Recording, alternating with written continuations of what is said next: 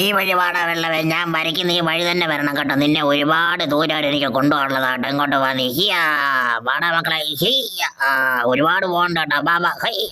ആ പെങ്കൊച്ചു വരുന്ന സമയമായെന്ന്. എന്തിനാണ് എന്നെ തോണ്ടിയത്? ഞാൻ ഇപ്പൊ തോണ്ടി. ആ പെങ്കൊച്ചിനെ കാണാനും പറ്റിയില്ല. എടാ ജിമ്മി, ജിമ്മി, ജിമ്മി, ജിമ്മിയെ, ഈ പുല്ലനിത് എവിടെ വന്നറിയാൻ വയ്യല്ലേ ദൈവമേ. ജിമ്മി, ഇവനെ കാണുന്നില്ലല്ലേ. Jimmy, Jimmy, Jimmy, Jimmy.